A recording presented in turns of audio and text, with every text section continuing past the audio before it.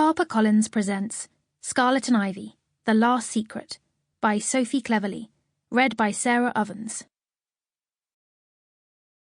Chapter 1. Ivy.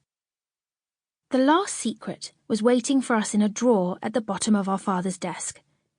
But the first surprise had been Father inviting us back for the holidays.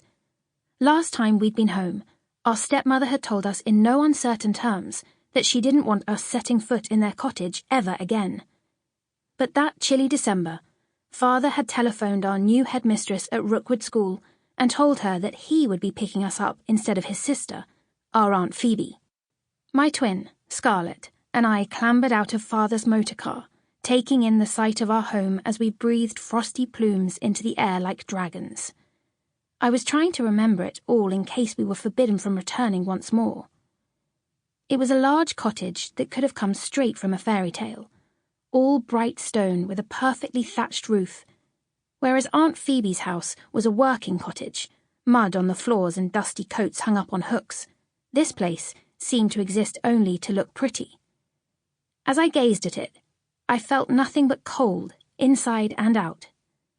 There was an iron gate that opened onto the pristine lawn where we had once sat with our suitcases.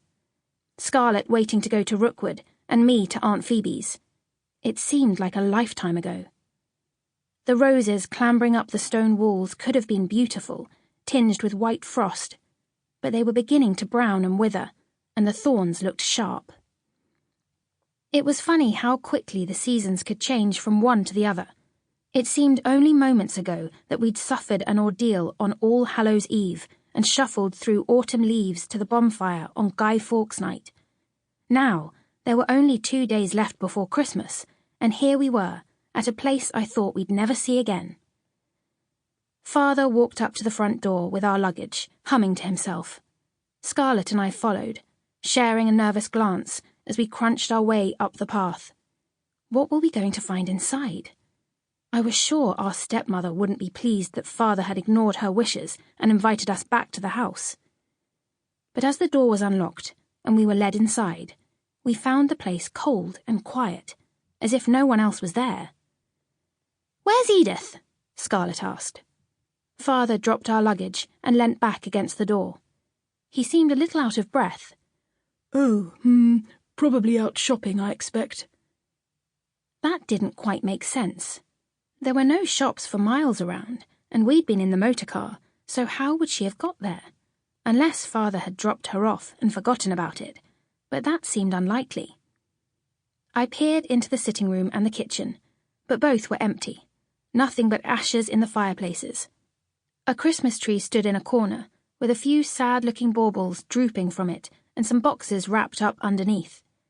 There were stockings hanging on the mantelpiece, but from a glance I could see that there were only 3, with our stepbrothers' names, Harry, Joseph and John, sewed on.